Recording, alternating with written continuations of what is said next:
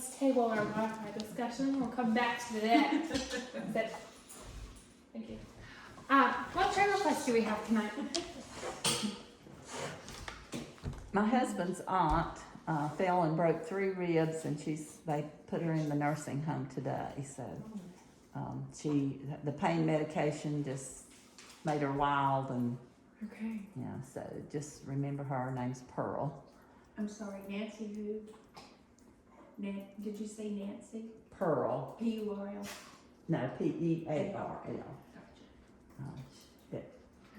Pearl. My husband's aunt. Yeah. My sister Jean has been feeling bad since last week, and she had a COVID test on Monday, and thank the Lord that was negative, but she's still not feeling well. Okay. I was chatting with Brooke a minute ago, and remember Kim and her family as they try to figure out how to help her mother with dementia.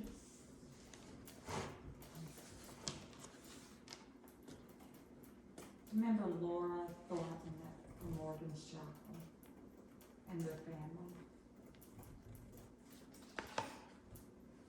I had a joy. My husband and I went last Wednesday to Sunday and stayed with my sister in Maryland, who lost her husband in August. And Donna seems to be doing okay. She retired as an oncology nurse for 30-some years, so she's been around a lot of patients. And she had over a year to prepare that Dickie wasn't going to get better. So, but she seems to be doing well.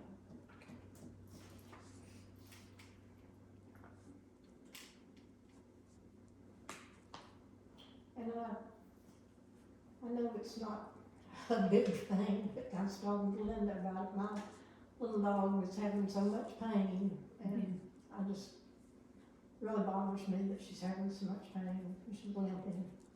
That's hard. We'll pray for her. Carly, is that Carly.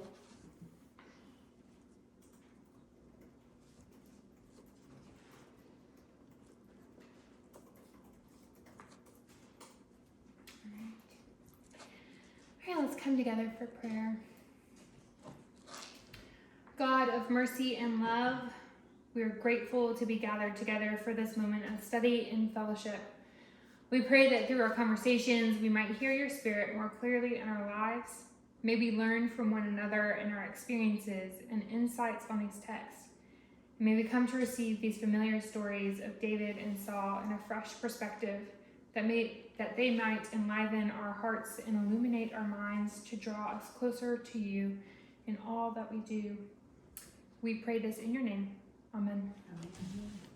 All right, friends. It is week 3. Is that correct? Week 3. And we are already through the first 17 chapters of Samuel. Remember, David's story spans the whole of the first and second books of Samuel. And it's a long story, many 50 plus chapters that go to telling us the story of David and his rise and triumph and often failures as king. And last week we dwelled upon just 2 chapters online, chapters 16 and 17. And in those chapters we saw David first selected and anointed by the prophet Samuel. He was the 8th son of Jesse, and he was the least expected person to be tapped as the next king of Israel. He was a shepherd boy, but that shepherd boy that we saw would steadily be transformed into the shepherd of Israel.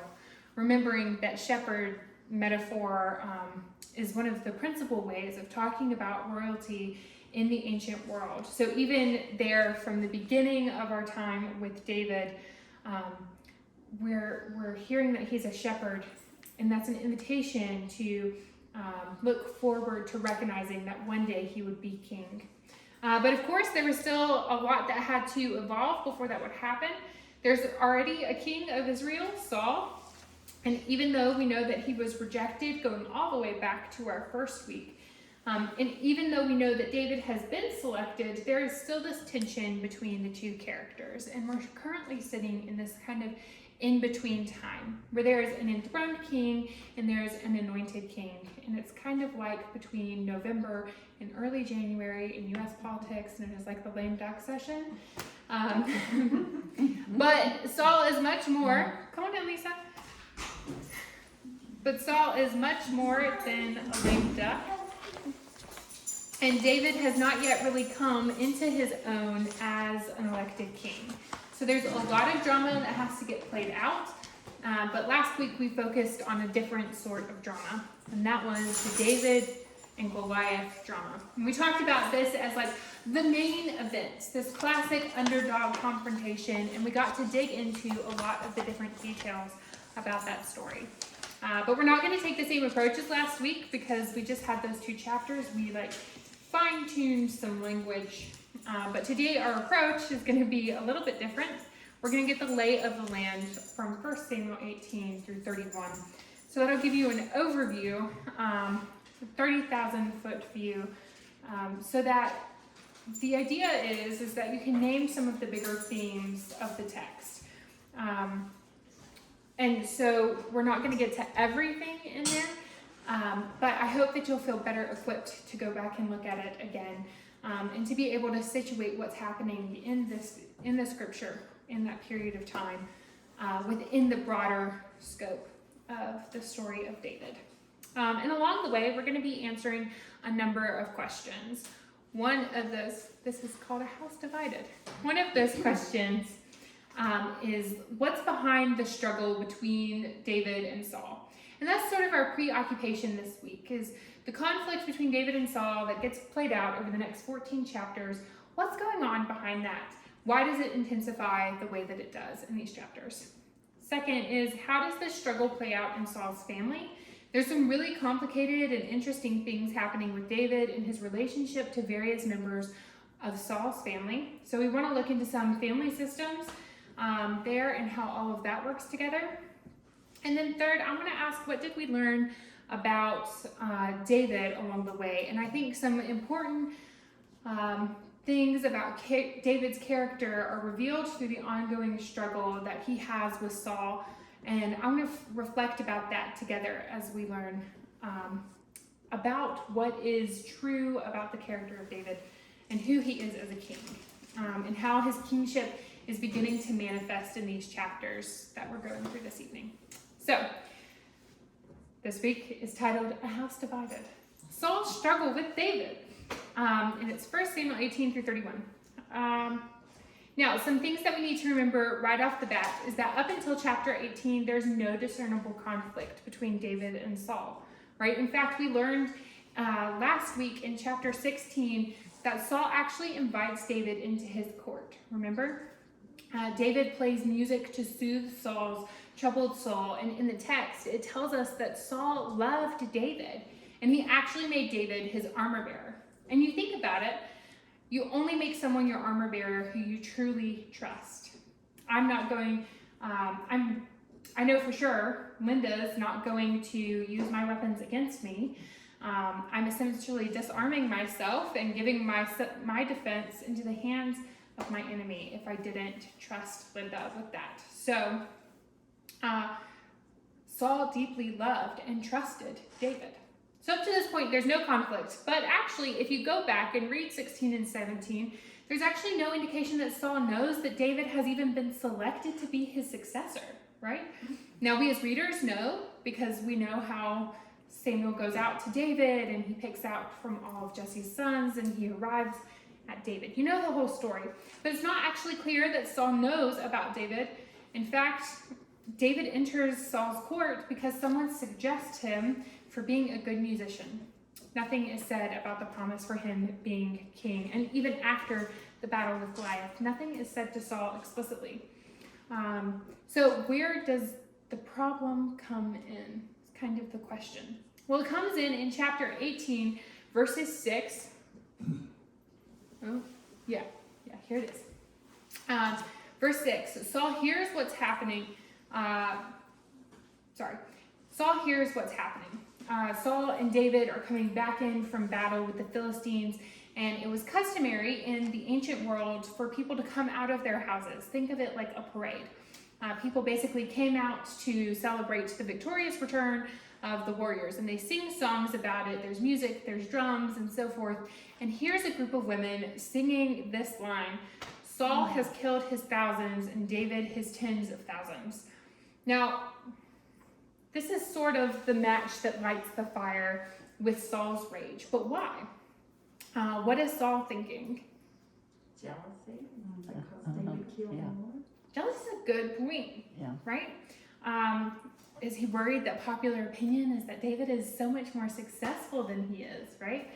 But here's the problem. That's not at all what this line is saying. What you see on the screen here is called a synonymous parallel, or synonymous parallelism.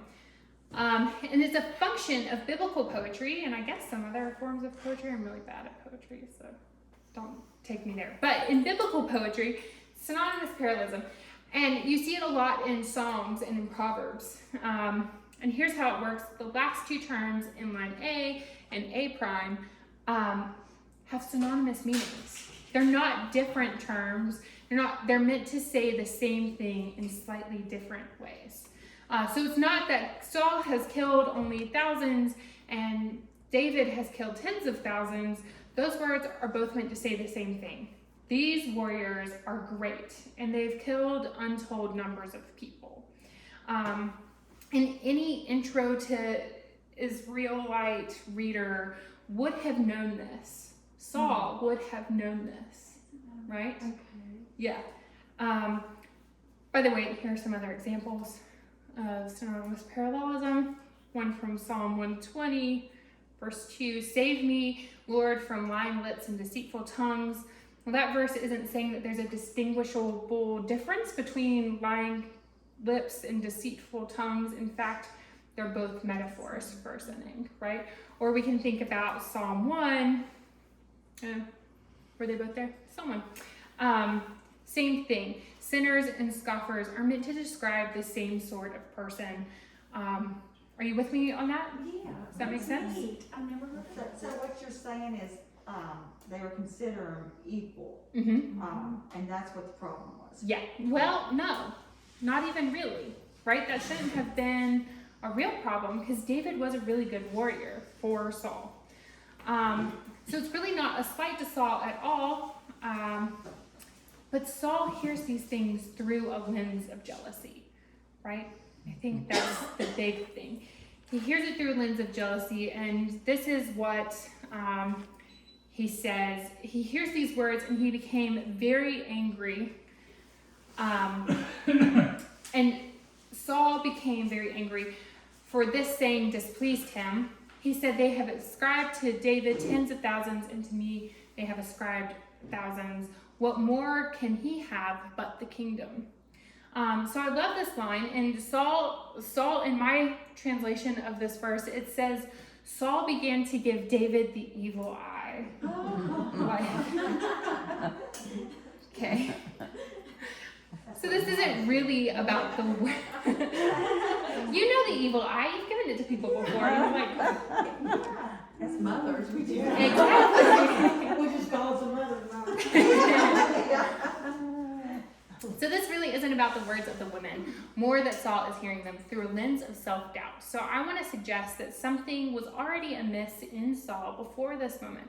Something had to be there in his heart and in his mind, an insecurity that was played upon by this saying. Maybe he's still feeling the pain from knowing that he's going to be displaced as king. And that creates insecurity and therefore an opportunity to hear words like this as a slight instead of what they are. So this is where it all really begins. From this point forward, Saul seeks David's life. He pursues him in order to kill him because of this jealousy, which I want to suggest is really rooted in Saul's insecurity. Now what happens next is interesting, and we'll pause really quickly for some comments and questions that come from here on out. Anything so far? Ask it again a little later because I'm gonna have a question coming up. We can do that. So the next day, after this incident with the women singing, the next day an evil spirit from God rushed upon Saul, and he raved within his house while David was playing the lyre, and as he did day by day. And this is a really interesting phrase, that an evil spirit from God rushed upon Paul. And there were questions about this last week, in fact. Y'all have that? Okay, just wanted to make sure we were in the same place. Now, people debate what this means. So does this mean that God sent in a spirit and possessed Saul, or sent an evil spirit upon him, and that's what drove Saul mad?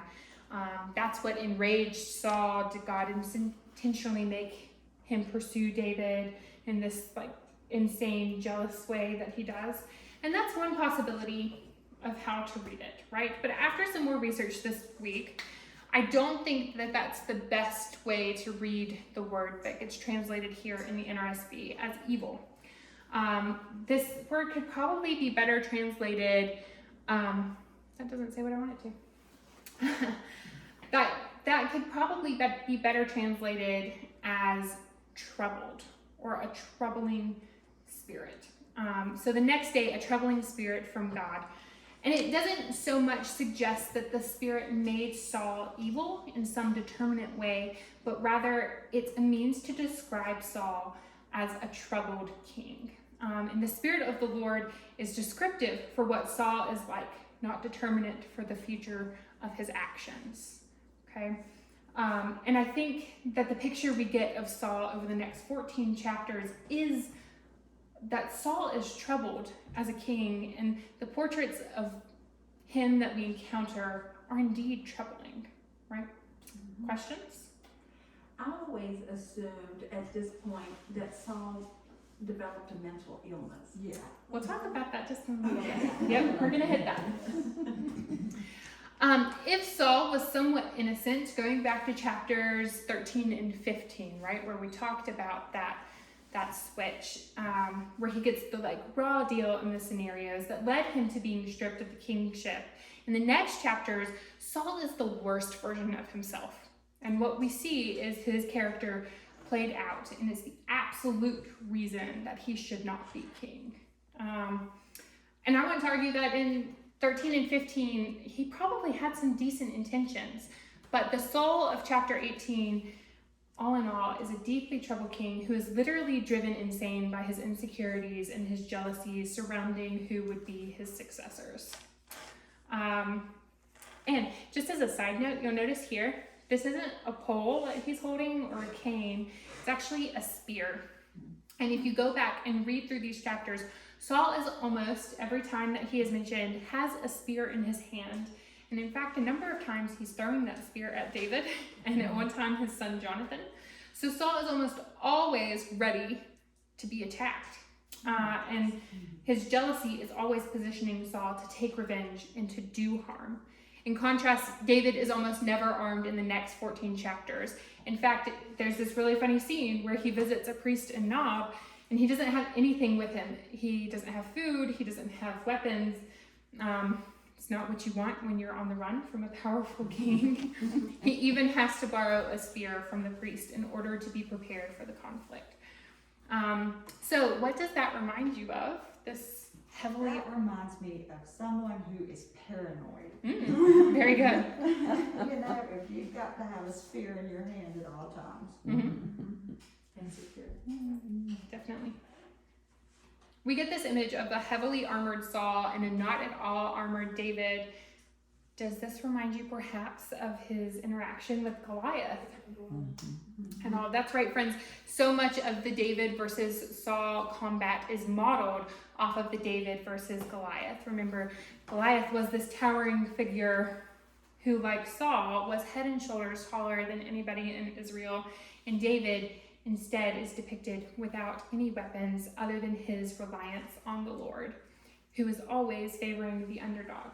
As much as the David and Goliath conflict is in the highlight of the David story for like what we generally know about David, I think that the David-Saul conflict is 14 chapters, and it encompasses so much more than who we know David is by the Goliath story. In fact, just as a side note, there's no other part in scripture that spends as much time on two figures and over such a short period of time. And an even nerdier side note is this is also true of the ancient Near Eastern world. There is no comparable literature in the ancient Near East that focuses this amount of time on the interaction between two figures. Yeah, okay. All right, the thing about mental illness in Saul. In Hebrew and in the ancient world, they did not have language around mental illness, addiction, depression, bipolar, and they just didn't know of it in that way. And so the way that they handled it was different. So they will often attribute a spirit to describe a lot of what we would describe in very different ways. And I think that we're left to wonder what was happening with Saul. Yes, it's definitely jealousy. The text has answered that for us, but what other sort of mental illness was he facing? Was he in a state of depression or post-traumatic stress disorder from having been stripped of the crown and been in many wars? And this doesn't get him off the hook for any of these things, but I think there's a lot of depth to Saul and about what's troubling him. So there's a lot going on for him, not just being a nice guy, but perhaps he is more a reflection of parts of us at all times. And I appreciate that there's probably more Saul in us than we would like to admit. And we're going to see that played out over many chapters. And by that, I mean, we like to identify as the heroes, right? We want to be David after God's own heart. And yet Saul might be the one that reflects us the most often. And we need to be able to name that and see the ways in which this story functions as a warning about where jealousy can take us, or where insecurity could take us if it goes unchecked. I think Saul is a case where insecurity and jealousy unravel a human being, and we see in just a few chapters the way that his whole family is affected by these actions. So let's turn to that. In fact, we're going to move on to chapter 18, verses 20 through 21.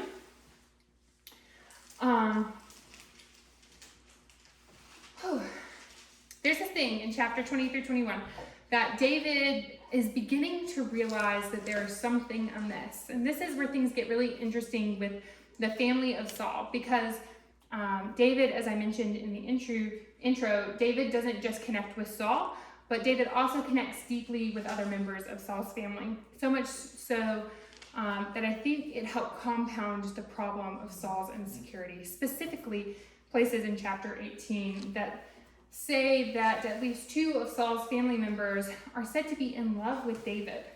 So let's think for just a second, and we'll return to what this means for Saul. This person who is now a kind of target for your evil eye, suddenly 2 of your children are in love with the individual that you're actively seeking to kill. I feel like this could go really poorly.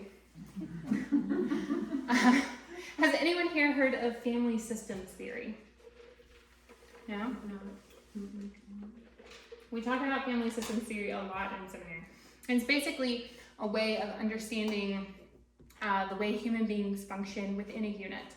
It helps us to understand others and the problems that come from being in groups by viewing them through their context of family ties and relationships. And I want to suggest that this is very applicable to David and Saul. We have to understand what's going on with them in the broader framework of his family. So the first person that comes to mind is Michal, Saul's daughter. Now later in chapter 18, this is also the same chapter where Saul starts to pursue David, and we learn that Michal loved David and is really interested. What's really interesting is that this is the only time in scripture where the verb love, like to love, is used for a woman, like possessed by a woman. Michal loved David. And it's not used that way any other place in scripture. It's not meant to be like women do love within scripture, but this is the only time that it's actively attributed to a woman. So, like grammatically, the subject of the verb. There we go. So this is something that we should highlight, special, that the biblical author goes out of his way to highlight that Saul's daughter, of all people, loves David. And so Saul was told, and the thing pleased him now. Let me just give you the spoiler alert, it did not please him. He was not happy for his daughter, and he was not happy to be gaining David as a son-in-law. What he was happy about is that he saw this love connection between the two as an occasion to do away with David. So I think this is one of the first times that David is like, this isn't going well. So Saul says, I will give her to you, and she can be a snare for me to get you killed without getting my hands dirty. And you can be killed by the Philistines, and it would be great, right? Therefore, Saul said today, Philistines,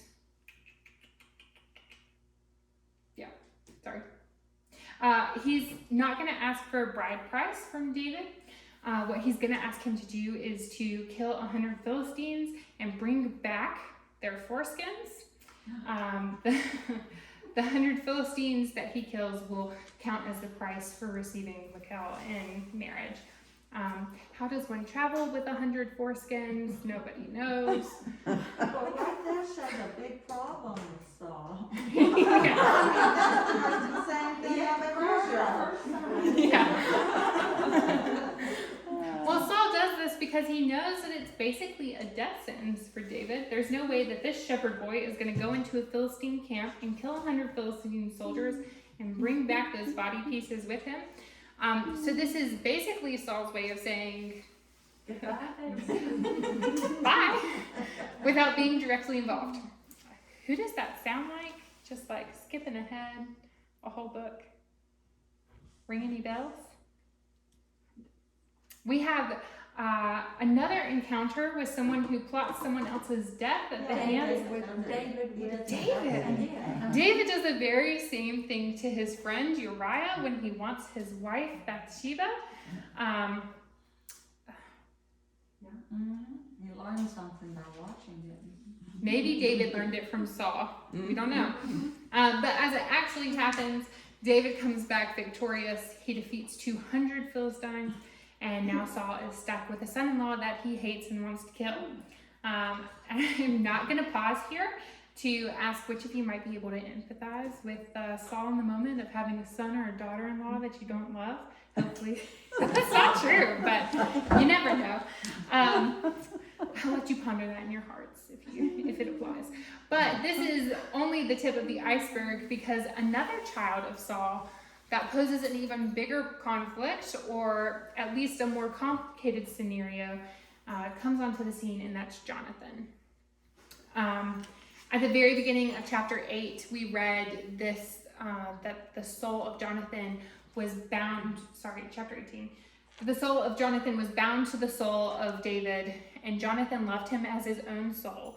And then Jonathan made a covenant with David because he loved him as his own soul. And Jonathan stripped himself of his robe that he was wearing and gave it to David, and his armor, and even his sword, and his bow, and his belt. This is not the first time that we hear of Jonathan in the story. We hear from him a little bit earlier in chapter 13, where he's fighting the Philistines along with his dad. But from here on out, Jonathan is going to take on a very important role in this story.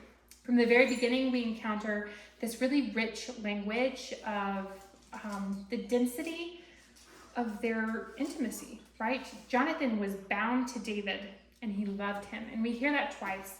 He loved him as much as his own soul. So there's this intimate language, and we're left to wonder, what do we make of this? Well, one clue might be in the highlighted word that's in yellow on the screen. And that word in Hebrew is kashar. If you wanted to spell it in the English, it would be something like Q-A-S-H-A-R, kashar. And this is a term in biblical Hebrew that's used for knitting. It refers to the weaving together of various strands of a cloth. And when it's used for people, it implies, as in the case here, something of a personal infection. And indeed, Jonathan turns out and the rest of the story to be tied up or woven together, to be tied up in David's life from here on out. And in numerous occasions, Jonathan takes David's side even against his own father. And in a couple of scenarios, he warns David about his father's plot. So he's participating in freeing David from ill intent. Now, so intimate is the language that some scholars have gone as far to suggest that there's a romance between Jonathan and David. You've probably heard that. This actually becomes clear a little between later in the very beginning of 2 Samuel 1. Jonathan has died, and David utters this really stirring lament that we'll take a look at over the next week, the week after.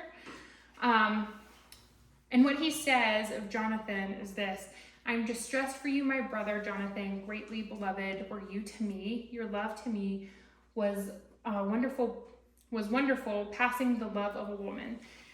And the word that's rendered passing here is comparative in Hebrew, so I think a better translation would have been something like surpassing the love of a woman. So David here, as he laments Jonathan, is saying, look, the connection that we had, the love that we had, has surpassed anything I've ever had or experienced with a woman. And that's saying a lot, because David had at least 8 wives and a number of other women in his life that he had connections to.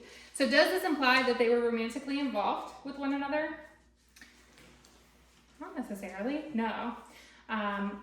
The biblical text underscores a certain level of intimate closeness between the two, but it never outright connects Jonathan and David in any sexual manner. However, what I will say is that it is never anxious about the closeness of David and Jonathan either. It's not worried about the closeness or the intimacy. So it's not an explicit affirmation of a romantic love between two men in this case, but it has no anxiety about their connection either. So it's an interesting case study in the closeness of two individuals throughout the biblical narrative, right? Now, in either case, I don't think that this was what Saul was worried about. I think that when it came to Jonathan and David, Saul had a different concern, and it's implicit in this word bound. We're back here to this bound that we looked up, because kashar does mean knitting together of fibers and of personal affection, but in certain circumstances, it can also mean political alliance and even conspiracy. And I think what Saul is worried about is that in choosing David over him, that Jonathan will side with David's claim to kingship over and against his father's claim to kingship. And this might even be implied in the imagery that we see come after this, where we see Jonathan stripping himself of his robe and disarming himself in the presence of David. One way to interpret this imagery is that Jonathan is now David's armor bearer, and is becoming, or another way of saying this is that he's transferring his loyalty through his royal robes. As a son in the line of succession to his father, the king, Saul saw that Jonathan is giving David his royal robes, and that's essentially transferring his allegiance from him to his father. From his father to David. And that's saying, look, take my weapons, because my weapons are now yours. It's like that scene in Lord of the Rings where it's like, you have my axe and you have my bow. It's that kind of moment. I think Saul takes this very seriously, and later in the narrative, Saul is constantly worried about people conspiring against him. And anytime that word conspires pops up, and it does a few times, especially in regards to Samuel, one of Saul's best friends. It's always the same Hebrew word, koshar, which is one letter away from kashar, which is just interesting. That's also translated here as bound. So anyway, political uneasiness amongst Saul. Now, I think that both of these things can be true, that there was certainly a personal affection between Jonathan and David, and there's this idea of political alliance that begins to emerge, but I suggest a slightly different lens for understanding that Jonathan and David's relationship is one of those things you should take into your big perspective view of what you're reading as we go forward. And what I think is happening is that Jonathan, stay with me here, okay? Stay with me. It'll be heavy, right? Gotta take a drink. Okay. What I think is happening is that Jonathan is the human embodiment of God's commitment to David. Then Jonathan's commitment to David is the earthly manifestation of the commitment that God has already made with David and will continue to make. And you can see in the language here that's made with Jonathan, Jonathan made a covenant with David, and that's the Hebrew term for that is Barit, B-A-R-I-T, and that's fraught with theological background that we'll see in just a few chapters when we're talking in 2 Samuel 7 that God goes on to make a covenant with David, an everlasting covenant and an eternal covenant. And we'll take a close look at that because it's super theologically important for the story. But here, Jonathan is mirroring that same level of commitment to David. David doesn't woo Jonathan's affection, just like David doesn't woo God's affection. David is chosen by God, just as David is chosen by Jonathan. And the human figure then embodies God's commitment to this figure here on out. And I'll point it out in a couple of other places as we go forward. Yeah. Does that make sense? Y'all with me? It does. All right, cool. I'll pause in just a second. In the chapters that follow, what's really interesting is that both Jonathan and his sister, Michal, actively work against Saul. And there's one really beautiful literary imagery found in chapter 19. Is this the one? Yeah, I think it is. In the next chapter, where Saul begins to plot to kill David. And there's this line, but Saul's son Jonathan, right? If there's Saul's plot and then there's a quick pivot to Jonathan. Okay, we're going to see that continue. And we'll see the same thing happen later in verses 11 with Michal. A plot and then a shift to the people that are protecting David from Saul. So each of these scenarios, the children of Saul actively intervene for David, thereby frustrating their father's plan to kill the person that they love. It's a beautiful story, which enrages Saul in all the ways that you can imagine.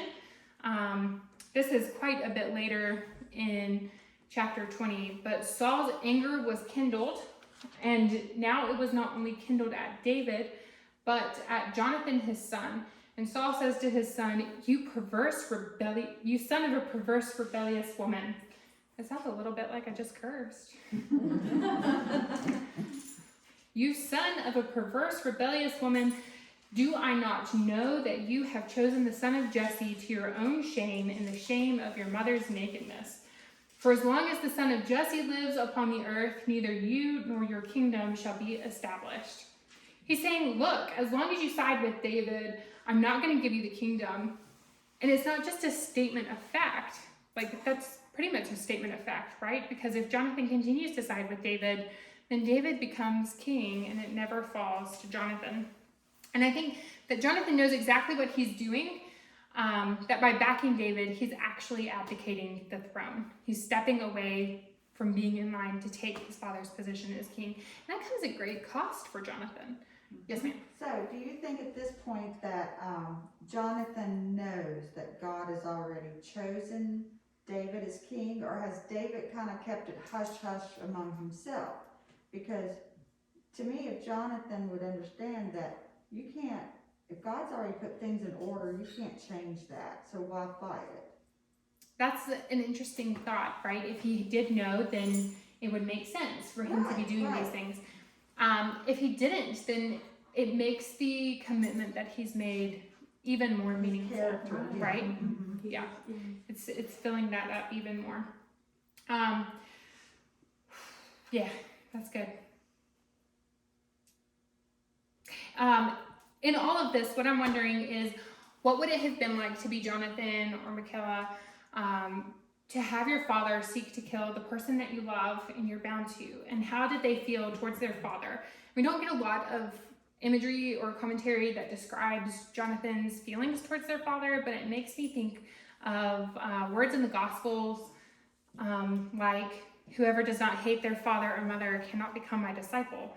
Did David require a severing of a relationship between Jonathan and his father and Michaela and her father? Did they have to leave Saul as king, just as the disciples would when they have to leave their families to follow Jesus? Is this what it takes to follow David? And are we seeing a prefiguring of the cost of discipleship that Jesus would one day talk about, right? Does that get played out here in this early story of David? And I think that there are elements of that. They're not a perfect parallel, but I think the elements and kind of the dynamics are getting started to lead us in that direction. So we're a little past the halfway point, so I'm going to skip our conversation questions. Is that okay, or do you all want conversation? Well, can I add something? Yeah. Also, we don't know the backstory of the way they were raised up with Saul. You don't know what kind of feelings they had. Oh, definitely not. You know, there may be things that nobody knows that they just knew, and they just had a chip on their shoulder about their dad, even if it's their dad, Yeah, you know. absolutely. They could have been completely alienated from him until they were old enough to be useful. Mm-hmm. Who knows? Good point. All right, we're gonna skip this unless y'all are desperate to talk. Okay. So let's move on then to what I call the chase. There's this elaborate cat and mouse game that gets played out through the remainder of the book of 1 Samuel, and it turns out that Saul is going to pursue David to the ends of the kingdom, and really, if you think about it, to the ends of the book.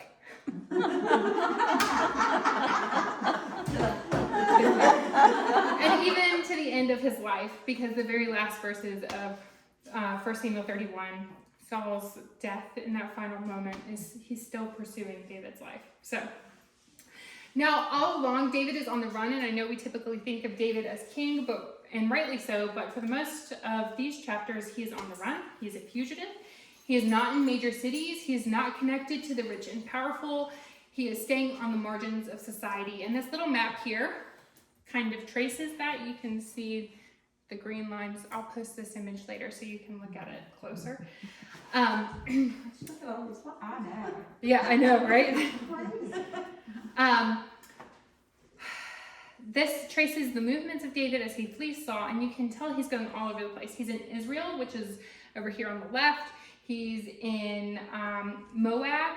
He crosses the Dead Sea. He comes back again. He's in the Philistine territory. He goes out of his way to avoid Saul, who is in hot pursuit, ready to kill him.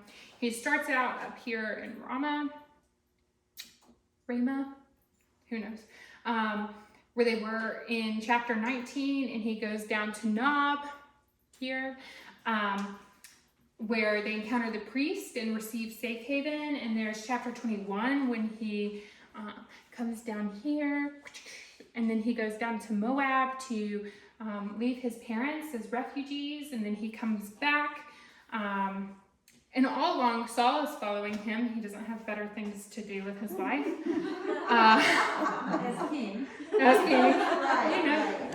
Becomes And it's kind of cool that he takes his family to Moab because Ruth, his mother, was from Moab. Right, So, right. really cool like, Connection. intersection. He's never safe in any of these places. He's always on the margins. He's always staying away from Saul. And for Saul's part, he is a man possessed in this deadly pursuit. So let's look at one scene of this pursuit that I think will give you a flavor of how this turns out. David goes to Nob.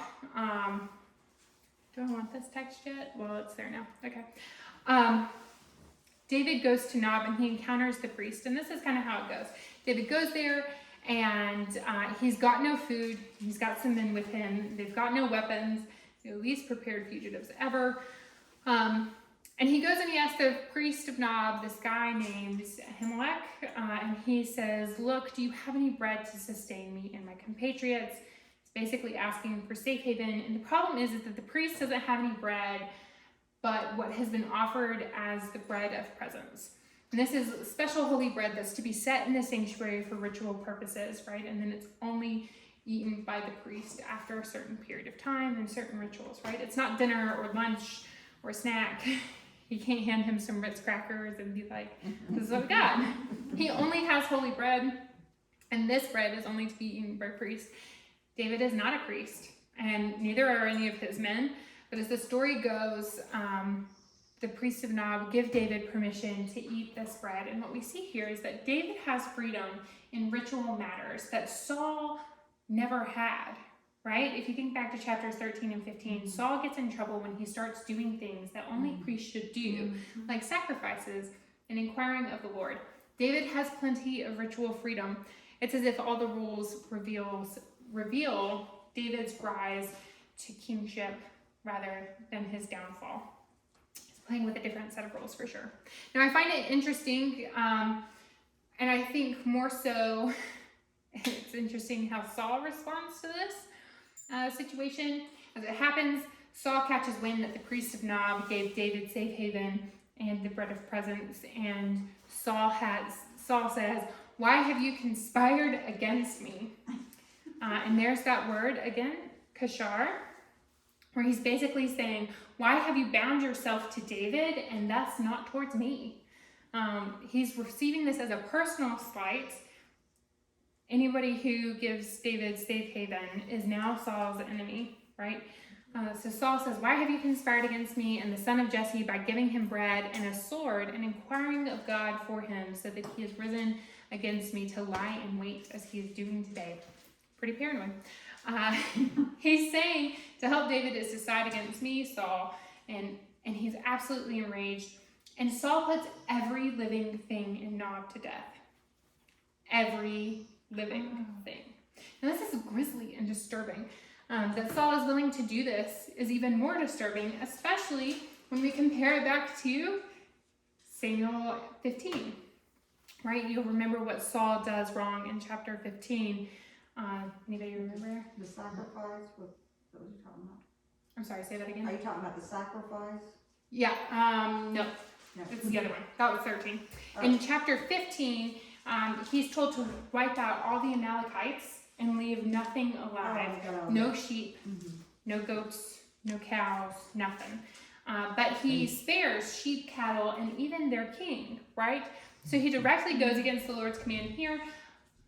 But in Nob, he's like, you're all gone. Gone is any trace of mercy. Saul is focused solely on killing David, so much so that he's willing to wipe out everything and anything that stands in his path. This is just vengeance and jealousy writ large, and it's disturbing. But I think it gives you kind of a flavor of the dynamics that get played out between the two figures. And beyond his violence and all along, Saul is in denial of what we as the readers, and frankly, now at this point, every other character in the story already knows, is that David is God's anointed. So I suspect that Saul knows that David is anointed by this point, and he's in active denial of that truth. But what's interesting is that doesn't keep other characters from affirming David as king. David will be the king, and Jonathan says it most explicitly. Says it most explicitly in chapter 23. Jonathan said to him, "Do not be afraid." He is saying this to David. "Do not be afraid of the hand of my father Saul. He shall not find you. You shall be king over Israel." And he is declaring what God has already declared to be true. David will be king here. And again, we see Jonathan as the embodiment of Yahweh in this text at the moment. He's saying what Yahweh has already said to David: "You will be king over Israel, and I shall be second to you." He said, "Look, I'm throwing away my allegiance to my father. I will be your second." And even the Philistines, when he enters into Philistine territory, even they know that David is the rightful king. And we have this story in 1 Samuel 21. Here. When they go into Gath, one of the major Philistine cities, and the servant comes out and says, "Is not David the king of this land?" David's not enthroned. He hasn't been Like, nothing official has been done other than the anointing by Samuel. But even the Philistines recognize that this is the king. And it reminds me of this moment in Mark, where there's a scene near the end of Mark with a Roman centurion who recognizes Jesus as Lord, even though the disciples are still confused about this. It is in the voice of a Gentile foreigner that we hear the declaration of truth of the gospel, that Jesus is Lord. And here we have kind of a similar thing, where we hear the truth of David's kingship from the words of a Philistine, the hated enemy of the Israelites. Right? Pretty powerful. Yes. And you're tying it together so nicely. Thank you. So literally everybody is getting it except Saul, who only finally gets it at the end of chapter 24. And here's where Saul finally admits to David's kingship. He says in 24:20, "Now I shall know that you shall surely be king, and that the kingdom of Israel shall be established in your hands." What has happened to enable Saul to finally admit what we already know? What happens in chapter 24 that the now is referring to? Didn't read it. I don't know. The cave episode. Yeah. You got it. David spared his life. Yes, this is the case where David spares Saul's life, and it's somehow in this act of mercy, which Saul no longer has the capacity to give, right? We've seen that at Nob. It's that in that act of mercy that there's a turning point for us. Let's take a closer look at that really quickly. Hey, there it is. David is on the run again and is hiding in the cave with his men. Saul is in hot pursuit, and it turns out that he has about 3,000 men with him. He's well armored and he needs to go to the bathroom. So he's like, halt, popping into this cave for a minute to do my business. And lo and behold, who happens to be hiding in all of the caves and all of the desert land in Israel but David. Saul chose the cave where David and his men were hiding, and you know the details are sparse, but you can imagine the scene. David's men see Saul and they're like, this is it, he's coming into our cave, and they try and convince David that now's the time to kill him, but David doesn't. Instead, he goes over, and as in this manuscript picture illustrates, he cuts off the very edge of Saul's clothes. Now, why does he cut off the edge of his cloak? What does it mean that he doesn't just kill him? This act of mercy is great, right? But why not just be like, hey, Saul, wrong cave. Imagine how it would look for David to say, I could have, but I didn't. I was this close. I had you in the palm of my hand, but I intentionally withheld it, right? In this picture, it makes it look like he has scissors. Really? He definitely didn't. He didn't carry a spear, but he carried scissors. For all of his sewing needs, you know. Weaving together himself with Jonathan takes a pair of scissors occasionally. So he would have had to do this with a knife or with a sword, right? And he would have been that close to being able to end his life. So he goes out and he confronts Saul, and he says this. He says, my Lord the King. Isn't it interesting that David is willing to still call him king? So there's still respect despite all of the things that has happened. My Lord, my King. When Saul looks behind him, David bowed with his face to the ground, and David said, Saul, why do you listen to the words of those who say David seeks to harm you? This very day your eyes have seen how the Lord gave you into my hands in the cave, and some urged me to kill you, but I spared you. And I said, I will not raise my hand against my Lord, for he is the Lord's anointed. And whenever you see, I have this for y'all, sorry. And whenever you see,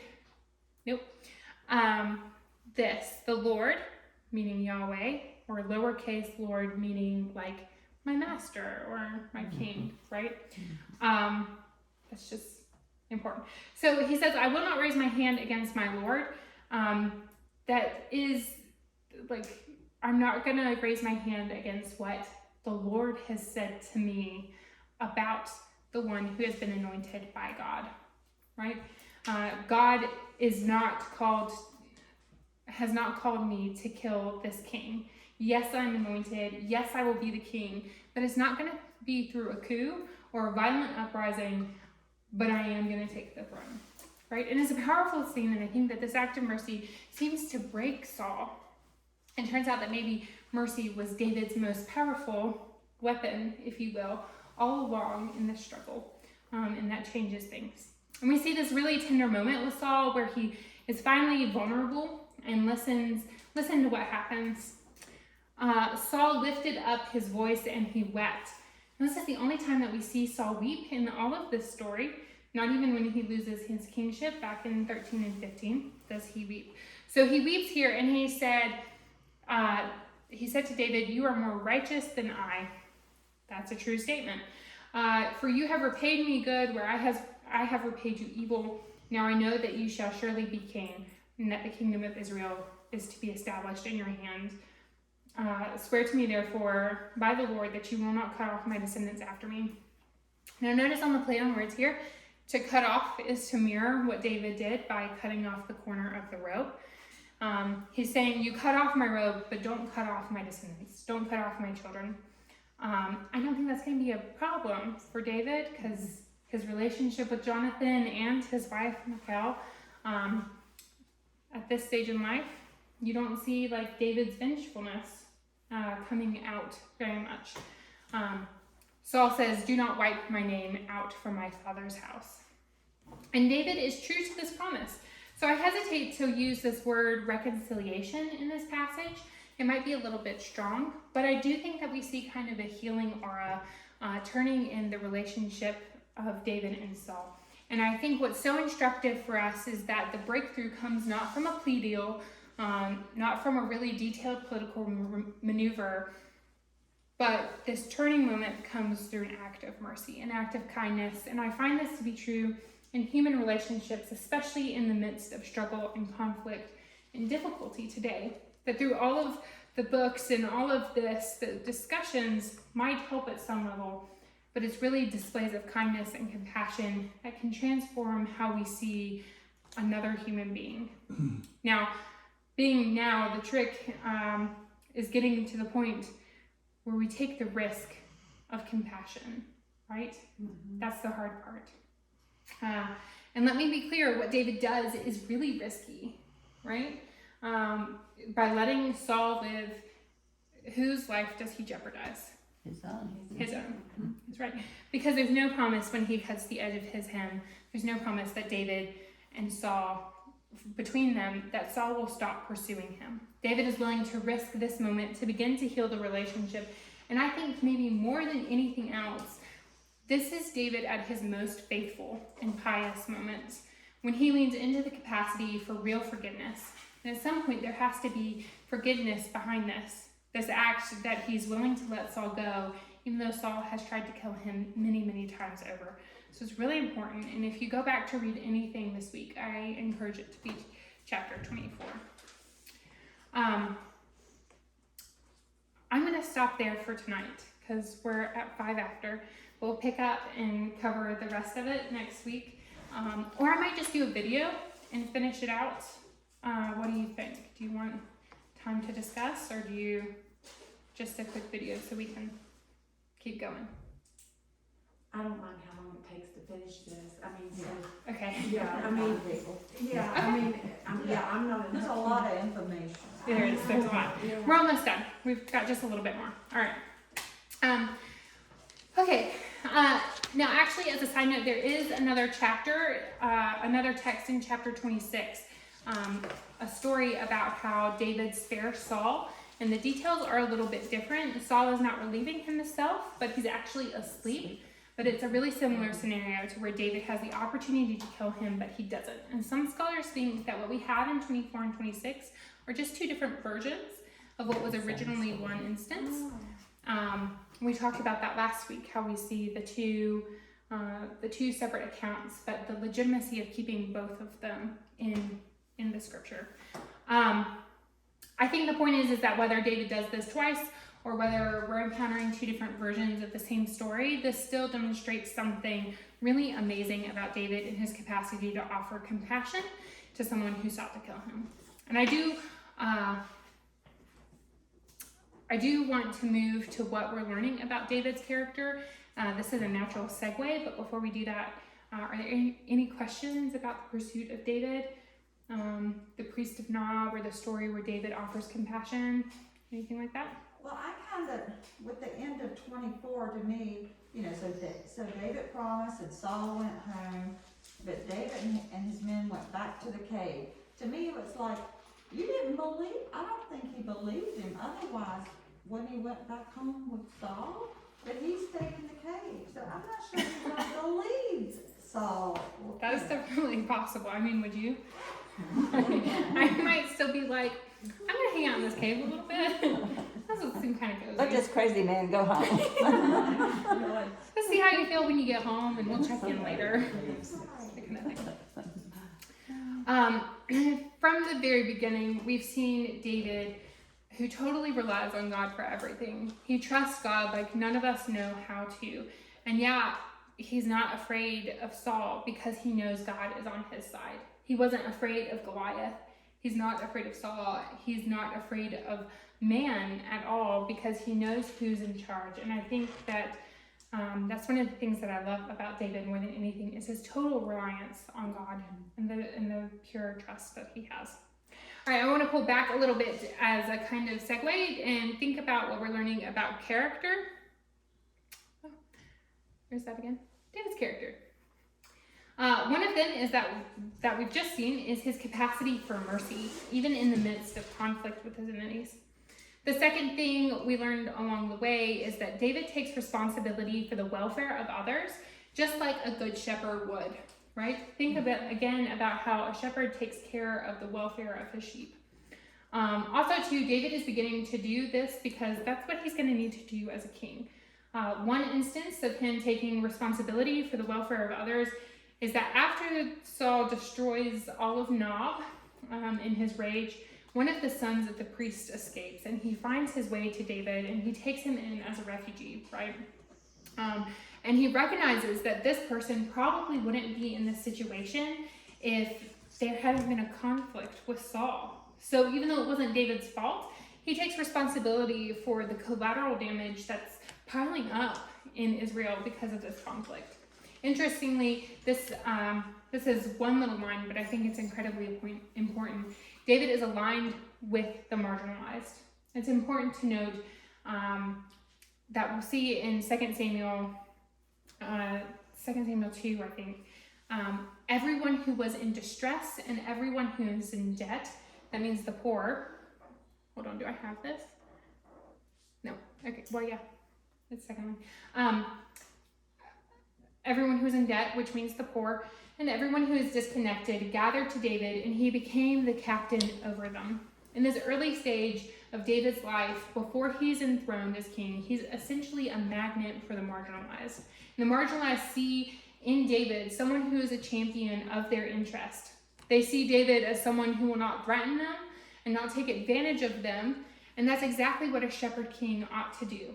The shepherd king ought to protect the most vulnerable in his flock. But Saul never does this. If you remember back to Samuel's warning about what kings are like, this is what kings do. Kings Take their goats and their sheep and their... Kings take, right? But that's not so with David. David is aligned with the marginalized. And then, right. And then finally, or maybe not finally, but one of the other things we learn in estimation about David is that he gains his power and his popularity as a gift, not through grasping power, but no, and that's seen through, we don't see David's ambition to take the throne or to gain popularity. All of his successes have come from people coming to him. People in Israel loved him. Saul's family loves him. But David doesn't go out to make that happen. It just sort of happens because of who he is. He receives this power, this popularity that's mounting in his corner, and he receives it as a gift. It's never taken. And that's really where we want to highlight, right? Because at this point, David isn't a taker. He is not grasping, like, Yet. at this point. It was a hard line. We'll find him. Now, Not that it's all rosy, as I suggested, things will turn for David, and I think we actually get a little bit of that foreshadowing of like David's shadow side. That's how I'm gonna call it. In a second in Samuel 25, and this is the story of Abigail. The story in chapter 25 between David and Abigail. Oh, there it is. I did have it. I apologize. David and Abigail. All right. Let me briefly catch you up to speed, and then this will be our departure point tonight. Okay. David's on the run as he normally is. This is after he's spared Saul. He's still running. And he comes up on this rich man's property. Good catch. He comes up on this rich man's property. This guy is said to be extraordinarily rich. He has like 3,000 head of cattle, of sheep and goats. And David's approaching him, and basically he like sends some men out ahead of him, and he's like, "Yo, we come in peace. Do you have some food for us? Because we're hungry." AKA, can we have safe haven as we're passing through? Very much like in chapter 21 when he approaches the priest of Nob. But Nabal says, "No, there's no way I'm giving you anything of what I have." And David hears this and he flies off the handle. He's like, this is the first time that we really see his propensity to have a temper or his capacity for vengeance. Because what David wants to do at this point is he wants to go with his men, swords raised, and he wants to wipe out Nabal and all of his people. Sounds familiar. It does, doesn't it? So we're leaning into the shadow side of things, and this propensity to take, right? He's not going to give it to us, so we're going to take it because we can.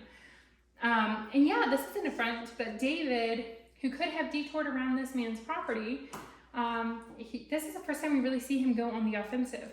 He's getting his men ready, and that's where Abigail enters. Now, Abigail is the wife of Nabal, and she's described from the very beginning as someone who is clever. Now, if you know any Hebrew, you'll know that the word Nabal means foolish. So we're already getting some really good descriptors of who these characters are. There's clever and there's foolish. So you know from the start that this man is a fool in resisting David, and that his wife is quite the opposite. She is clever, and the way her clever manifests is that she comes out. She doesn't want this bloodbath between her husband's army and David's army. So she comes out and she tries to broker a peace agreement. And that's what happens.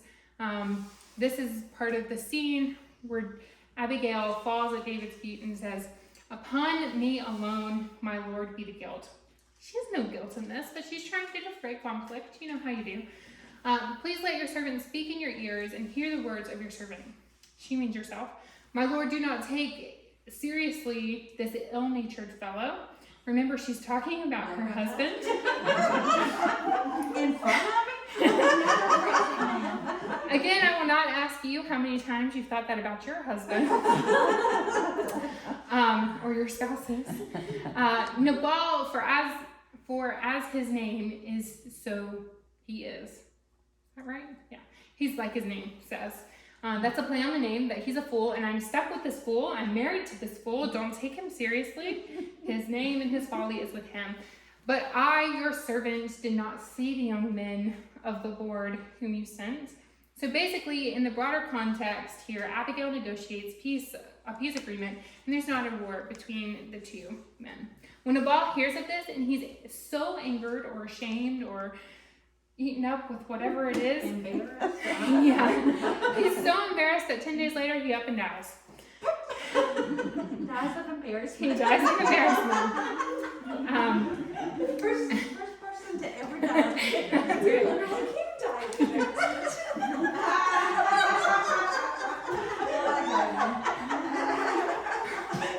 So as it happens, Abigail and David get married. This is not the first nor the last time that he gets married, but they do.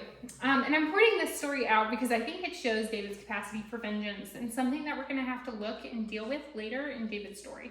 But also because I'm wondering if this is ringing any bells to you. Looking forward into what we're going to read, the story of David encountering a rich man with many sheep and many flocks. Does that theme pop up again anywhere? In anybody's memory? We're not there yet, so it's okay. Get ready for Bathsheba? It happens right after Bathsheba. Nathan is confronting David after the affair with Bathsheba and the killing of Uriah. Nathan confronts David with this parable, and he said, there once was a rich man who had many sheep and many flocks.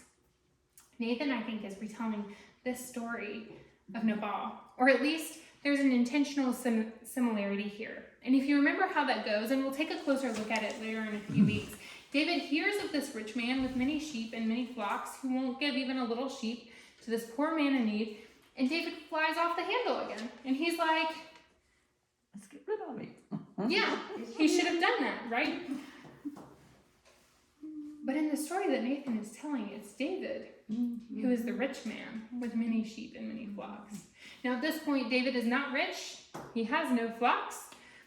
Later, David will be in a position to be the rich man. And tragically, like this rich man, David will also not give. And that's David's failure.